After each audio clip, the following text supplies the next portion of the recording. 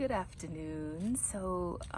In this video I'm going to show you an update of my Invincibelle Wee White.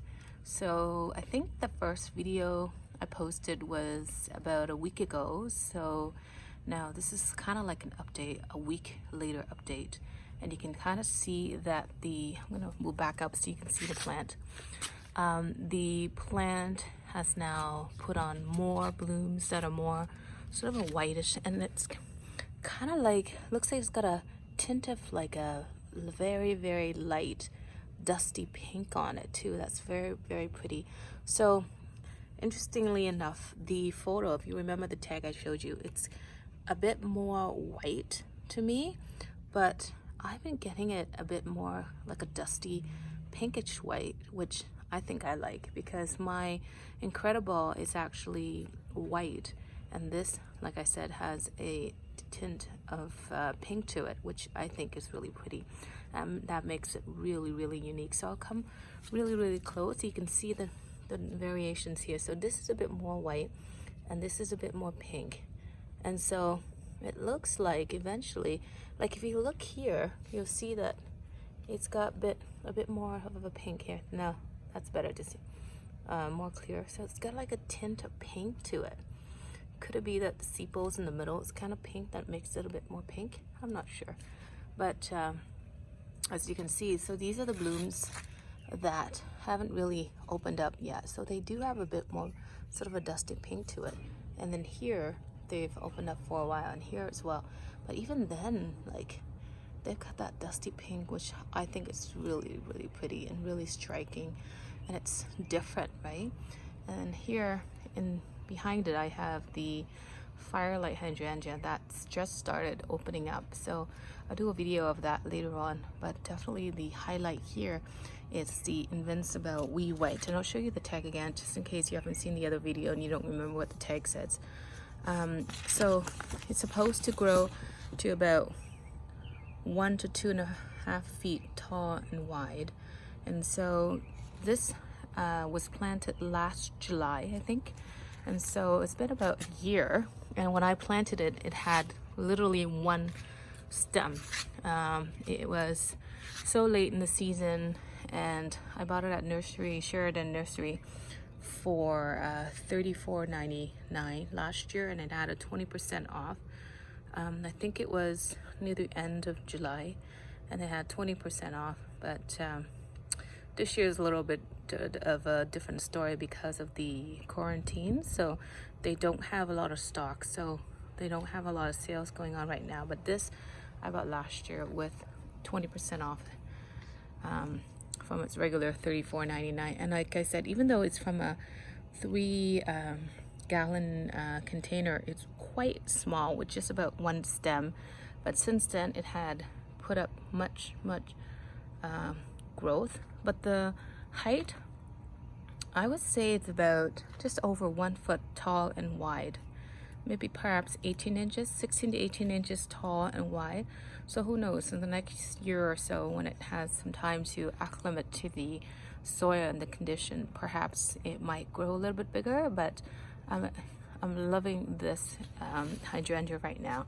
And like I said before, I love anything that blooms early, so you have much more time to enjoy it in the summer. So a little back up a bit so you can see the plant. I've got some dianthus here planted right in front of it, and these were planted like I think 2 years ago from like a tiny one plug, like that tiny little plug that I planted. It's grown so much. So there it is, you can see. And then behind here I looked up the tag. This is the Dakota Burgundy, and I love this penstemon because of its dark leaf and the seed head. Look at that how pretty that is. Even though it's not it's finished blooming, but I enjoy the seed head so much that I leave it on so I could have that sort of nice contrast. So when the Firelight Hydrangea, it's in full bloom, I have this striking red stem and seed head sort of right in front of it. That sort of, to me, is very striking and very beautiful with that contrast. even here you can see with the diadanthus, it's got like a bluish greenish tint to the leaf, and then the pink dusty pink white blooms of the Invincibelle Wee White. I think that's really lovely. And I had to cut back my May Night salvia just so that it can start to flush out new blooms. So you can see that these are going to be the new stems that's going to come out. So I can't wait to have that. And I also cut back my roses as well. This is the David Austin roses that I have in one of the previous videos, but since I cut it back, it's pushed up a couple new stems with the new buds forming. So eventually in another few weeks this will be in full bloom like it was at the beginning of June. So I can't wait to see that. But like I said, this steals the show right now because of the timing. Everything else is sort of out of bloom and this is now in full bloom, so which is really, really lovely. Another one that I have that's currently blooming right now, this is the Astilbe amethyst, and this I got as a present for Mother's Day a few years back. Now this, I would say it's starting to fade right now, so it's not as pretty as what it was I would say 3-4 days ago. So you can see that when it came out, it's that lighter pink, and then as it fades it becomes sort of that dusty dirty pink in the bottom, and then eventually the whole bloom stalk would turn that dusty pink. But I would say a couple days ago it was in the best shape ever, but not too bad. This is still not too bad. And then I've got the bulbul hydrangea right in front of it right now here, and then in front of that I've got the Happy Returns daylily from Proven Winners. I love this one as well. It's got that light sort of pink, unlike the other daylilies that are a bit darker. I like it a bit lighter in color, so with the contrast, the pink from the Astilbe and then the hydrangea bulbul and the Happy Return daylily. But you can see, look at my bulbul. This to me is perfection, the perfect stage of the bulbul hydrangea. And I love it because it's got so much more ratio from blooms to stem and leaf. So it's just a really, really lovely hydrangea to add to your garden. And especially if you have a small garden space like I do, because I live in a city lot and I literally have like small space, so every inch here counts. And I can plant a few of these along the way because I've got one here. So this one's a little bit behind in terms of blooming. So I've got one here, I've got one here, and then I've got a small one I just planted this year to kind of fill up that gap.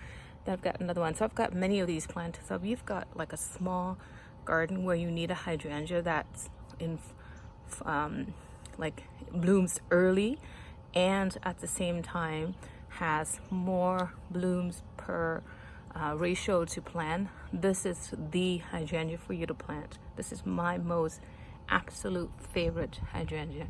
It's one of the earliest blooming hydrangeas for me, and it's just really, really pretty. And also I like the fact that it doesn't flop because the stems are so sturdy. And we just had a heavy downpour just now, and look at it, the bloom still held upright and the stem is still strong and there's no floppiness, unlike my Incredible that flops all over the place. But this is like my absolute favorite hydrangea. Love it.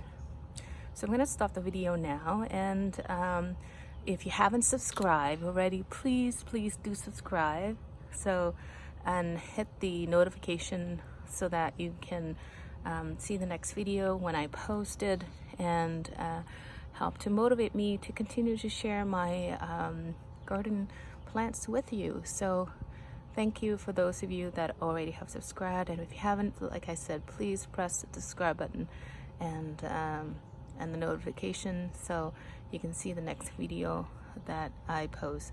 So thanks again, and have yourself a great Sunday evening. Thank you. Bye bye.